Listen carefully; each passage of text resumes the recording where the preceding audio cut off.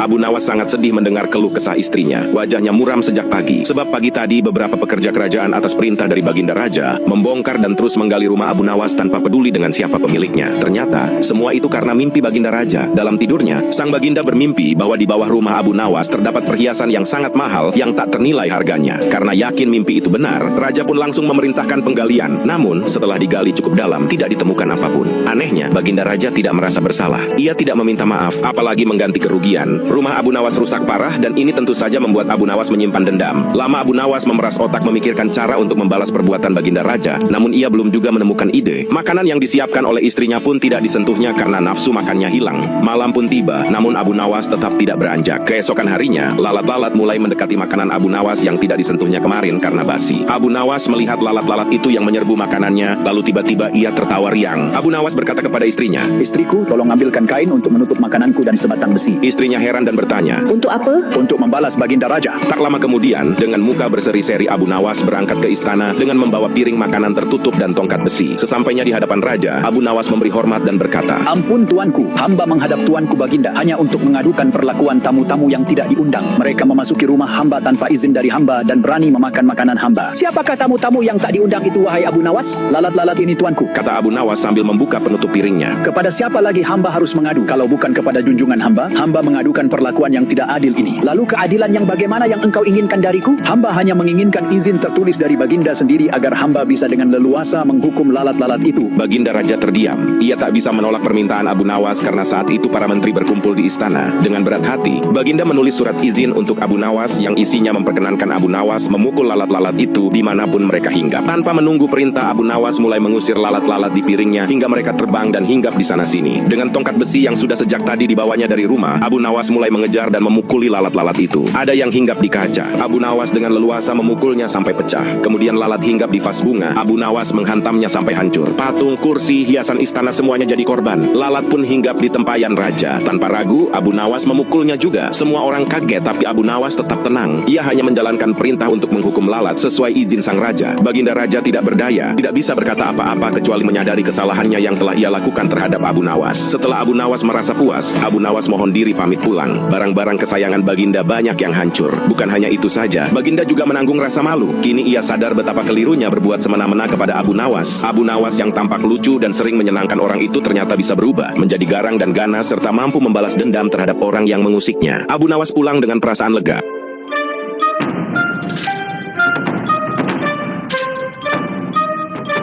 Sejak Abu Nawas menghancurkan barang-barang di istana dan perbuatannya itu diizinkan oleh Baginda Raja sendiri, Baginda mulai memendam dendam. Ia ingin menangkap Abu Nawas dan menjebloskannya ke dalam penjara. Sudah menjadi hukum, bagi siapapun yang tidak bisa menjalankan titah, Baginda pasti akan dihukum. Baginda pun mencari cara licik. Baginda tahu satu kelemahan Abu Nawas, ia takut dengan beruang. Suatu hari Baginda memerintahkan prajuritnya menjemput Abu Nawas. Ia diminta agar ikut bergabung dengan rombongan Baginda Raja untuk berburu beruang ke hutan. Abu Nawas merasa takut dan gemetar, tetapi ia tidak berani menolak perintah Baginda. Baginda Raja dan pengawalnya sudah memprediksi bahwa hari-hari berburu akan dilalui dengan guyuran hujan deras. Dan benar saja di perjalanan menuju hutan, cuaca tiba-tiba berubah. Awalnya cerah menjadi mendung. Baginda memanggil Abu Nawas dan Abu Nawas pun dengan penuh hormat mendekati Baginda. "Tahukah engkau mengapa aku memanggilmu?" Tanya Baginda. "Ampun tuanku, hamba belum tahu." Jawab Abu Nawas. "Kau pasti tahu bahwa sebentar lagi akan turun hujan. Hutan masih jauh dari sini. Kau aku beri kuda yang lambat, sedangkan aku dan pengawal-pengawalku akan menunggang kuda yang cepat. Nanti pada waktu makan siang kita berkumpul di tempat peristirahatanku. Bila hujan turun kita harus menghindarinya dengan cara kita masing-masing agar pakaian kita tetap kering. Sekarang kita berpencar." Setelah Baginda menjelaskan, Baginda dan rombongan mulai bergerak. Abu Nawas tahu bahwa Baginda sedang menjebaknya. Ia harus berpikir cepat mencari akal. Ketika Abu Nawas sedang berpikir, tiba-tiba hujan pun turun. Ketika hujan turun, Baginda dan rombongannya segera memacu kuda untuk mencari tempat berlindung terdekat. Tetapi karena derasnya hujan, Baginda dan pengawalnya basah kuyup. Saat makan siang, Baginda dan pengawalnya sampai di tempat peristirahatan. Belum sempat baju mereka kering, tiba-tiba Abu Nawas datang menunggang kuda yang lambat. Baginda dan para pengawalnya melihat Abu Nawas keheranan karena baju Abu Nawas tidak basah. Padahal kuda Abu Nawas sangat lambat dan tidak mungkin pergi berteduh dengan cepat. Hari pun berlalu dan pada hari kedua, Baginda membalik strategi. Kali ini Abu Nawas diberi kuda cepat, sementara Baginda dan para pengawal justru naik kuda yang lambat. Setelah Abu Nawas dan rombongan kerajaan berpencar, hujan pun turun seperti kemarin. Malah hujan hari ini lebih deras. Baginda dan pengawalnya basah kuyup lagi karena kudanya tidak bisa berlari kencang. Saat tiba di tempat istirahat, Abu Nawas sudah ada lebih dulu di sana dan lagi-lagi bajunya tetap kering. Abu Nawas Nawas menunggu Baginda Raja. Selang beberapa waktu Baginda dan pengawalnya tiba dengan pakaian yang basah kuyup. Melihat Abu Nawas dengan pakaiannya tetap kering, Baginda tak tahan lagi. Ia benar-benar penasaran. Terus terang bagaimana caranya menghindari hujan, wahai Abu Nawas? Tanya Baginda. Mudah tuanku yang mulia, Kata Abu Nawas sambil tersenyum. sedangkan aku dengan kuda yang cepat saja tidak sanggup mencapai tempat berteduh terdekat, apalagi dengan kuda yang lambat ini. Ampun Baginda, hamba sebenarnya tidak melarikan diri dari hujan. Tetapi begitu hujan turun, hamba secepat mungkin melepas pakaian hamba dan segera melipatnya lalu mendudukinya. Ini hamba lakukan sampai hujan berhenti. Mendengar penjelasan Abu Nawas itu, Baginda Raja diam-diam mengakui kecerdikan Abu Nawas.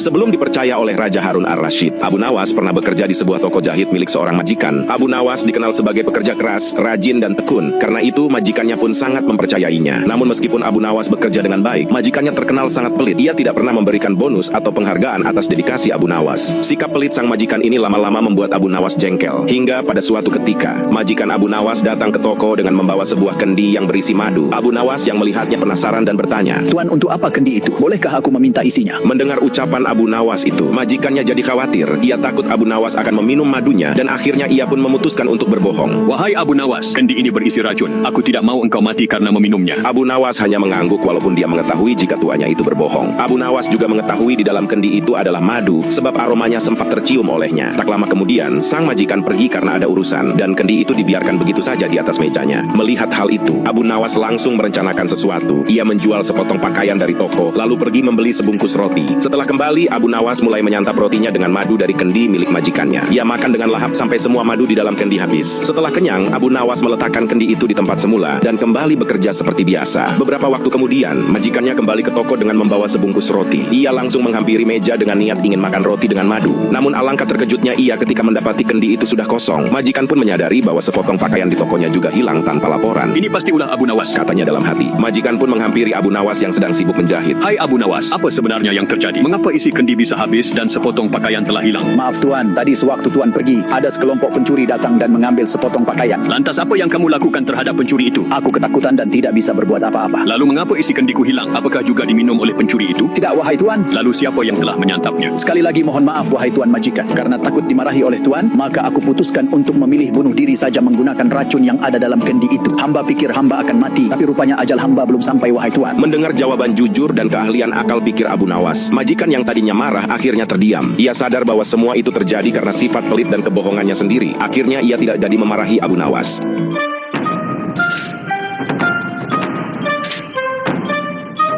Suatu hari Harun al-Rashid memanggil Abu Nawas ke istananya untuk diberi tugas. Setelah tiba di istana, sang raja pun menyambut Abu Nawas dengan senyuman. Akhir-akhir ini aku sering merasakan perutku sakit. Kata tabib istana, aku terkena serangan angin. Kata Harun al-Rashid. Abu Nawas sedikit keheranan lalu bertanya, Ampun Baginda, apa yang bisa hamba lakukan untuk membantu yang mulia? Tangkap dan penjarakan angin itu untukku. Abu Nawas terdiam. Aku beri kau waktu 3 hari untuk menyelesaikan tugas ini. Tambah Harun al-Rashid. Abu Nawas kemudian pulang dengan membawa tugas dari Harun al-Rashid. Ia masih terdiam, mulutnya terkunci rapat tak mengeluarkan sepatah kata pun. Dalam kebingungan yang tidak habis-habis, ia belum bisa memikirkan bagaimana cara menangkap dan membuktikan bahwa itu memang benar-benar angin. Bagaimana caranya menangkap angin? Angin tidak bisa dilihat, air saja masih bisa disentuh. Tapi angin? Menurutnya, hanya anginlah satu-satunya benda aneh yang tidak berwarna dan tidak bisa dilihat seperti halnya air yang masih bisa disentuh. 2 hari berlalu, Abu Nawas belum menemukan cara untuk menangkap angin apalagi memenjarakannya. Abu Nawas hampir putus asa dan tidak bisa tidur. Ia mondar-mandir, ia memikirkan cara. Tiba-tiba ia tersadar dan berkata kepada dirinya sendiri, Bukankah jin itu juga tidak terlihat? Abu Nawas tersenyum. Ia segera menyiapkan sesuatu yang dibutuhkan dan pergi ke istana. Ia menyerahkan sebuah botol kepada Harun al-Rashid. Mana angin itu Abu Nawas? Tanya Harun al-Rashid. Ada di dalam botol ini Baginda. Jawab Abu Nawas. Benarkah? Tapi aku tidak melihat apa-apa. Ampun Baginda, angin memang tidak bisa dilihat. Jika Baginda ingin membuktikan itu angin, tutup botol itu harus dibuka terlebih dahulu. Harun al-Rashid kemudian membuka tutup botol itu. Tiba-tiba ia mencium bau busuk. Dengan marah ia berkata kepada Abu Nawas, Bau busuk apa ini Abu Nawas? Ampun Baginda, tadi hamba buang angin lalu hamba masukkan ke dalam botol itu. Karena takut angin yang hamba masukkan itu keluar, maka hamba memenjarakannya dengan menyumbat botol dan menutupnya. kata Abu Nawas dengan sangat ketakutan. Mendengar jawaban itu, Harun al-Rashid tidak jadi marah karena memang apa yang dikatakan Abu Nawas memang masuk akal. Abu Nawas pun selamat dan Harun al-Rashid memberinya hadiah.